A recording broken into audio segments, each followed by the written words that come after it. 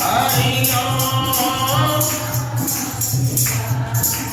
हरि ओम नमः शिवाय हरि ओम नमः शिवाय हरि ओम सभी बोलिए हरि ओम नमः शिवाय हरि ओम नमः शिवाय हरि ओम पलके बिछाएंगे जब भोले बाबा आएंगे पलके बिछाएंगे जब भोले बाबा आएंगे भोले बाबा आएंगे माँ पार्वती को लाएंगे भोले बाबा आएंगे संग में गणपति जी आएंगे बाबा आएंगे संग में गणपति जी आएंगे मेरे भोले बाबा आएंगे पलके जब भोले बाबा पलके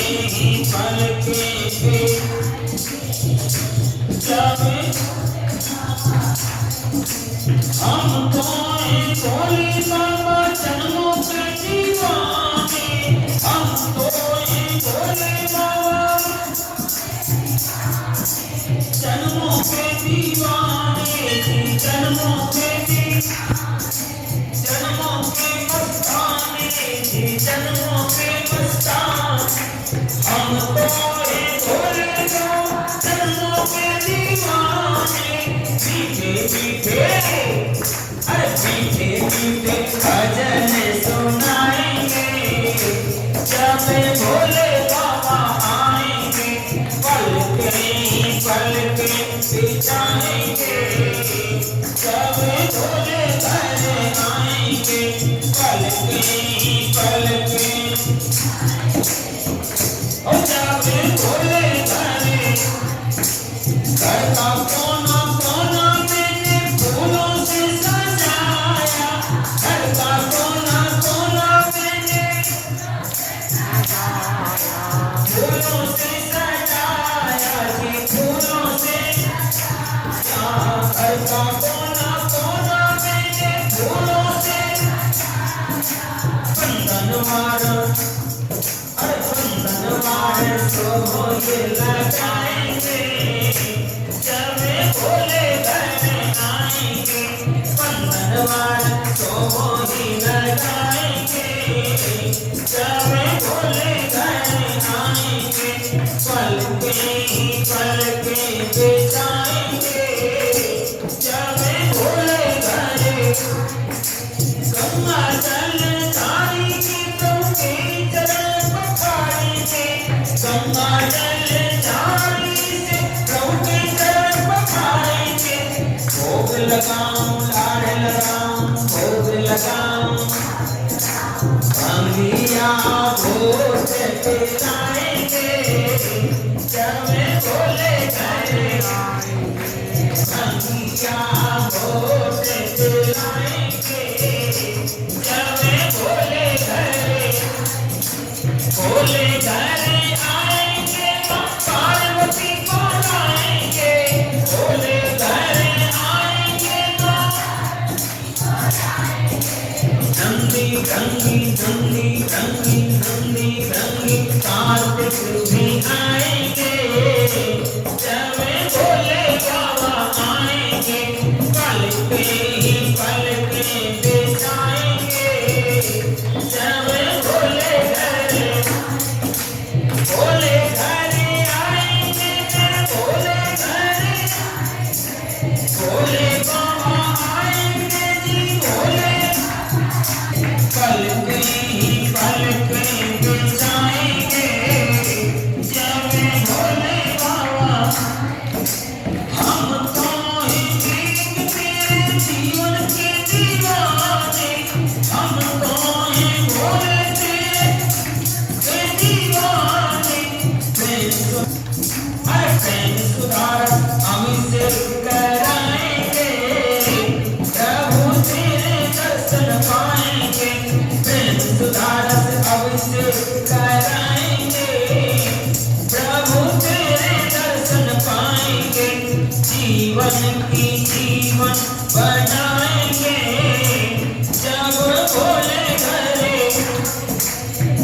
जीवन को जीवन बनाएंगे जब भोले घरे नटवर नागर नंद का लाला नटवर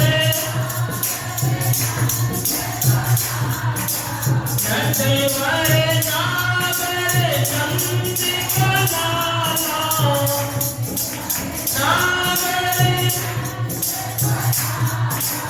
बंसी मधुर बजाएंगे जब भोले घरे बंसी मधुर सुनाएंगे जब भोले घरे हम सब प्रेमी बाबा प्रेम तेरे पाकर के हम सब प्रेमी बाबा प्रेम तेरे चरणों में भोले चरणों में मस्तक झुकाएंगे जब शिव घरे आएंगे चरणों में मस्तक झुकाएंगे जब भोले घरे नैनों से नैना मिलाएंगे जब भोले घरे नैनों से नैना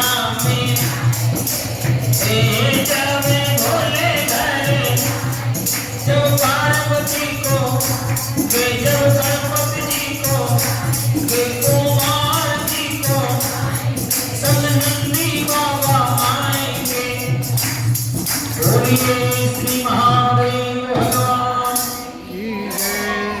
कहते हैं सुंदर सुंदर भजनों से शिवरात्रि के पूजन के बाद में भोले बाबा को मन से ऐसा आप निमंत्रण दें कि आज की रात्रि को भोले बाबा सहे परिवार हमारे घर पर आए हैं। जब सहे परिवार आपने उनका भैया ध्यान किया, संग पार्वती मैया भी आएंगी, गणेश जी भी आएंगे, कार्तिक कुमार जी आएंगे, नंदी संग होगा और तो क्या भैया उनके गणाध्यक्ष सब जितने भी गण हैं सभी गणों के साथ में भोले बाबा जब आते हैं तो सुंदर ऐसा दृश्य हमारे मन में होना चाहिए। मन की पूजा में कोई कमी ना रहे और जो सामान आप बाजार से लाते हैं उसमें कोई अशुद्धि ना रहे। आप कोई भी सामान बाजार से लाए और बाजार से लाकर के भोले बाबा पर डायरेक्ट लाकर के आपने चढ़ा दिया। आप फल लाए तो पहले धोकर के गंगा जल का छींटा देकर के भोले बाबा को चढ़ाई, पर हम कभी करते नहीं। बस दुकानदार से लिए थैली में लाए सीधा ले बाबा अपने आप धो लीजिए, हमारे बस की नहीं। भोले बाबा को कहां से धो लेंगे?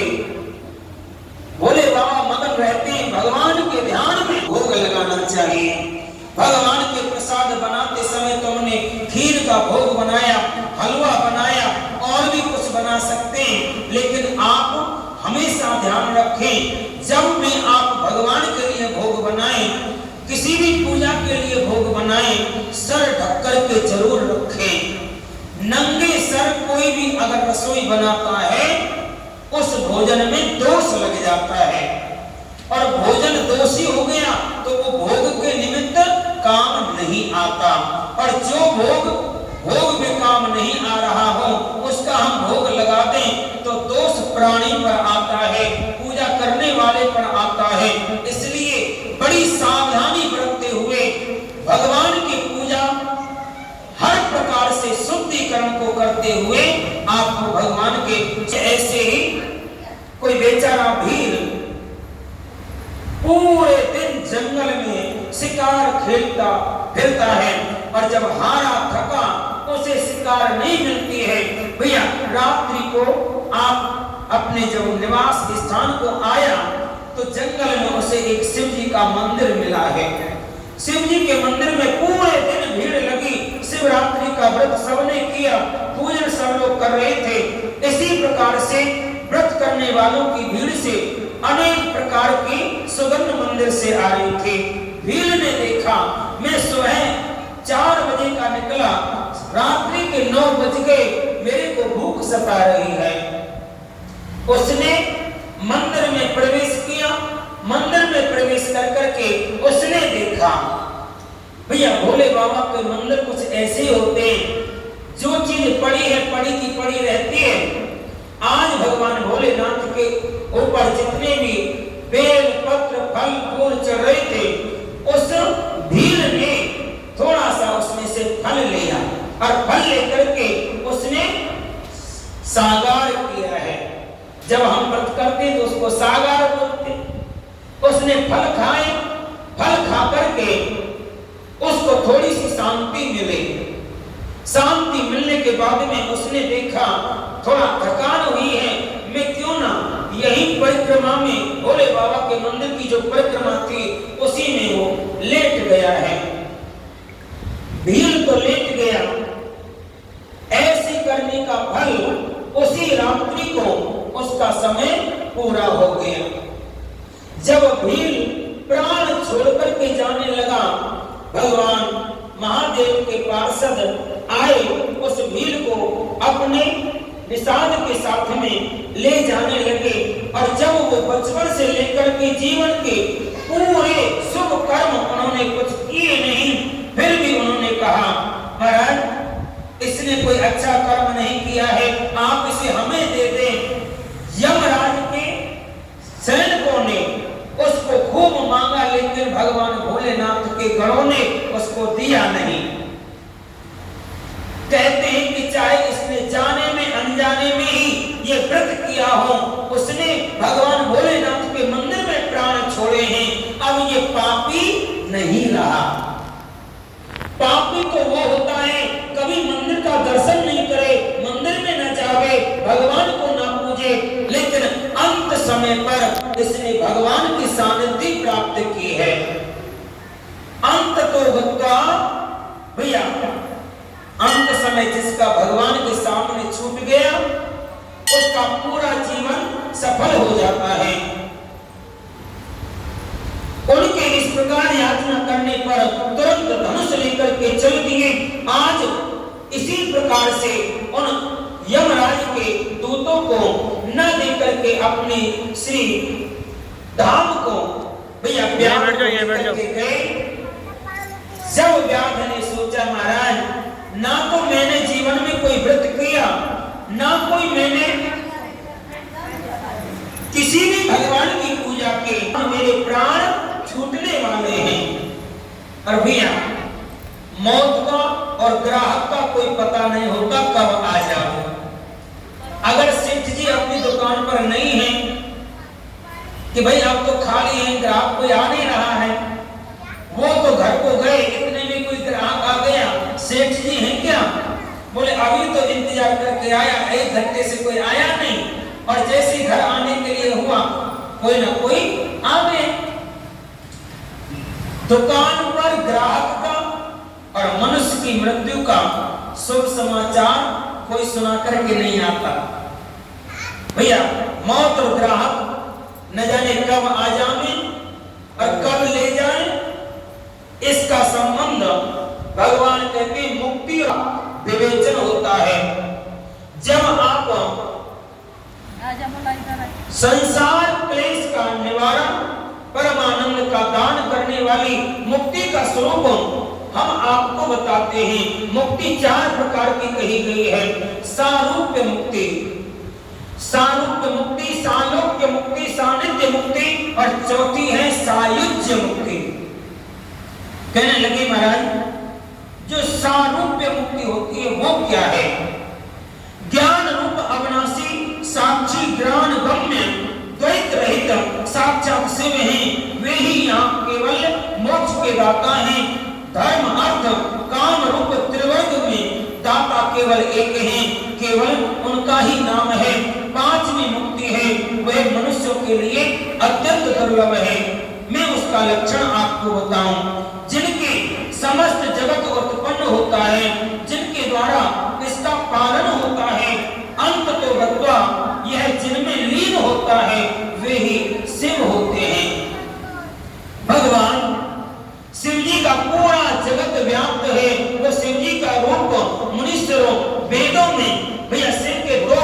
बताए गए हैं, उनका कोई कलर नहीं होता, न वो लाल हैं, न पीले हैं, न सफेद हैं, न नीले हैं, न छोटे हैं, न बड़े हैं, न मोटे हैं, न महीन हैं। जहां से मन सहित वाणी उसे न पाकर लौट जाती है, वह परम ब्रह्म परमात्मा केवल शिव है। शिव जी का कोई रूप नहीं होता, कोई रंग नहीं होता, कोई आकार नहीं होता। भैया भगवान भोलेनाथ के आकाश सर्वत्र व्यापक है, उसी प्रकार ये है शिव तत्व भी सर्वव्यापी है, सभी जगह स्थित है। यह माया से परे है, संपूर्ण द्वंद्वों से रहित और मत्सर शून्य परमात्मा ही शिव है। शिव ज्ञान का उदय होने से निश्चय ही उसकी प्राप्ति होती है। आज जो कथा आप सुन रहे हैं, इसको कहते हैं शिव जी का ज्ञान लेना। शिव महापुराण कहती है, इन कथाओं को जो पढ़ता है, सुनता है, सुनाता है, वो शिव जी का ज्ञान गंगा में गोते लगाता है। भगवान की ज्ञान गंगा रूपी इस संसार के ज्ञान की प्राप्ति भैया बहुत कठिन है और हर किसी के भाग्य में ये कथा नहीं होती। पुनरपि जननम पुनरपि मरणम पुनरपि जननम पुनरपि मरणम पुनरपि जठरे जठरे शयनम इह संसारे फल दोषकारे इह संसारे फल दोषकारे नारायण भवकारे उतारे नारायण भव हरे भज गोविंदम भज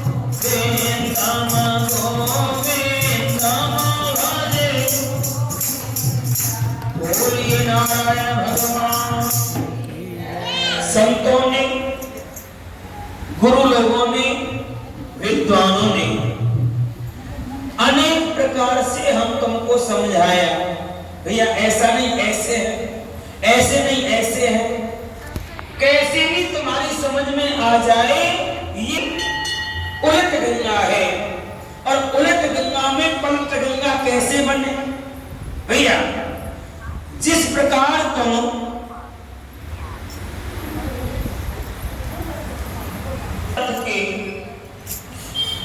सुंदर सुंदर मन को भावन करने वाले और शिव जी को प्रसन्न करने वाले जितने भी प्रकार के पूजन हैं, व्रत हैं, त्योहार हैं, आप भगवान के हर त्योहार को अपना